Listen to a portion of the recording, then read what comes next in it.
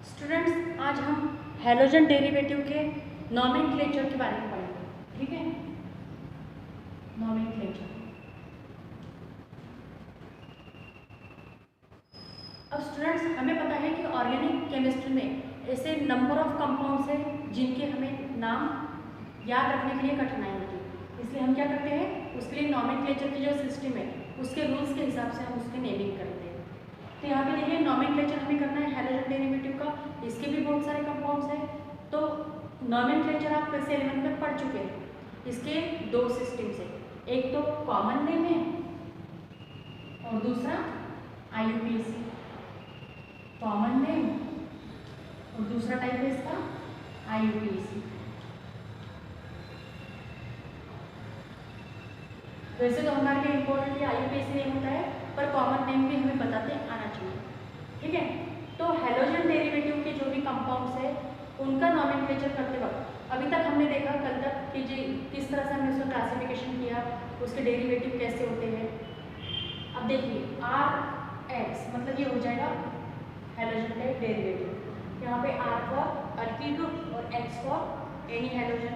ठीक है, तो अगर हमें कॉमन नेम लिखना है किसी हैलोजन का, हैलोजन कंटेनिंग कंपाउंड का, तो हम वो किस तरह से लिखेंगे। तो यहाँ पे देखिए, कॉमन नेम लिखते वक्त बाकी रूल्स तो हमें पता है कि जैसे आप लास्ट ईयर पढ़ चुके हैं, अल्केन के नाम लिखते वक्त हम मीथेन, इथेन, प्रोपेन, ब्यूटेन, फिर जैसे जैसे चेन बढ़ती है तो हम उसको N वर्ड लगाते हैं, N for normal longest continuous chain.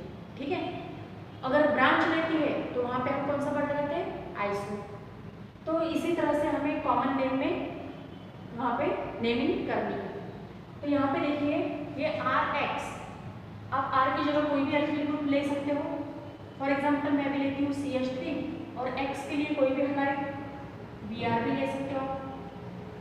अब ये जो CH3Br है इसका हमें कॉमन नेम लिखना है। तो कॉमन नेम लिखते वक्त हैलोजन डेरिवेटिव में कॉमन नेम लिखते वक्त हमेशा पहले अल्किल ग्रुप का नाम लिखते हैं और बाद में हैलोजन का। फर्स्ट किसका नाम लिखते हैं, first by alkyl group name. ठीक है, अल्किल ग्रुप का जो भी नेमिंग होगा वो हमें लिखना है और सेकेंडली फिर बाद में हैलोजन का। अब देखिए, ये मीथेन का डेरिवेटिव है, तो यहाँ पे एक हाइड्रोजन रिप्लेस हुआ ब्रोमीन से, तो ये हो जाएगा मिथिल। ये वर्ड क्या हो जाएगा, मिथिल। तो इसका नाम होगा मिथिल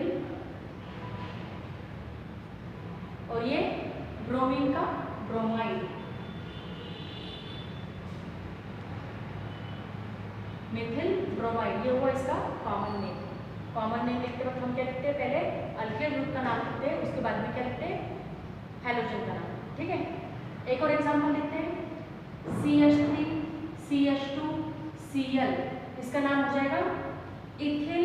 ये इथिल ग्रुप है, 2 कार्बन वाला, तो ये हो जाएगा इथिल क्लोराइड। ये हो जाएगा इथिल क्लोराइड। उसी तरह से देखिए, CH3 CH2 CH3 sorry CH2 Cl। अगर हम ये एग्जांपल लेते हैं, यहाँ पे कितने कार्बन है, 1 2 3, मतलब प्रोपेन वाला, तो ये कौन सा ग्रुप हो गया, प्रोपिल, प्रोपिल क्लोराइड।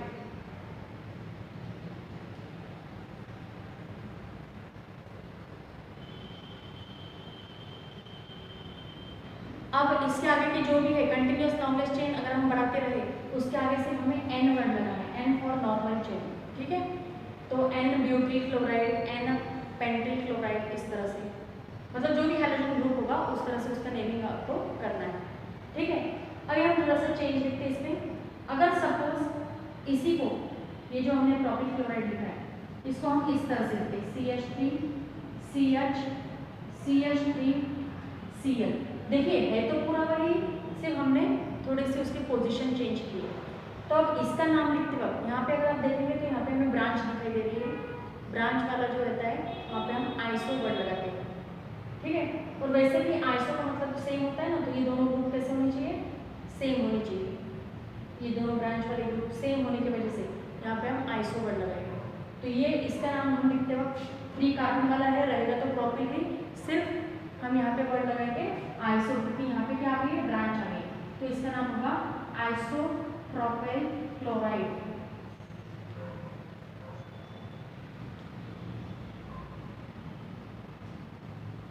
अब इतना ये नोट डाउन कीजिए, मैं आगे के भी कुछ और एग्जांपल्स आपको बताती हूँ।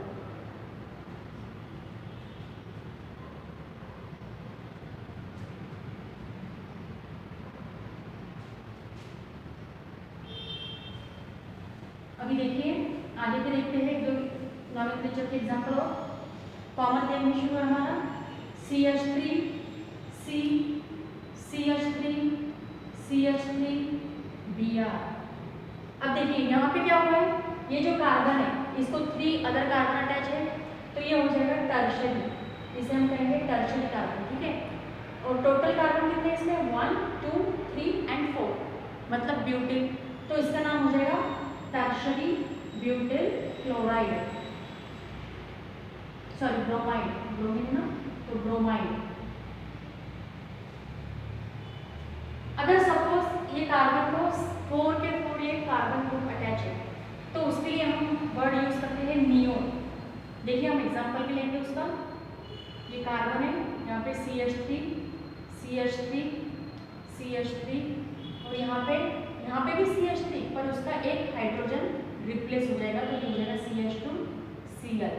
अब इसका नाम अगर हमें लिखना है तो देखिए यहाँ पे इस कार्बन को 4 अदर कार्बन अटैच है, ऐसे वक्त में कॉमन नेम लिखते वक्त नियो वर्ड हम यूज करते हैं, नियो। और कितने कार्बन है यहाँ पे 1 2 3 4 5, मतलब pentyl, neo pentyl chloride, neo pentyl chloride, ये वो इसका कॉमन नेम। ये तो हम सिंपल वाले ले रहे हैं, सिंगल बॉन्ड वाले। अगर सपोज डबल बॉन्ड का कोई कंपाउंड है, कल मैंने वैसे आपको क्लासिफिकेशन के वक्त पढ़ाया था, डबल बॉन्ड वाला जैसे CH2 डबल बॉन्ड CHCl, ये डबल बॉन्ड वाला कंपाउंड है। कल क्लासिफिकेशन में हमने देखा कि अगर डबल बॉन्ड को डायरेक्टली अगर हेलोजन अटैच है उसे हम क्या कहते हैं, विनाइल, तो ये हो जाएगा विनाइल क्लोराइड, इसका कॉमन नेम है विनाइल क्लोराइड। वहीं अगर हाइड्रोजन ग्रुप ये डबल बॉन्ड को अटैच नहीं है डायरेक्टली, तो उसके लिए हम क्या यूज करते हैं, इस तरह क्या कर रहे, मतलब डायरेक्टली डबल बॉन्ड को अटैच नहीं है, फिर से एक कार्बन बीच में आया है, इसे हम कहेंगे अलील क्लोराइड।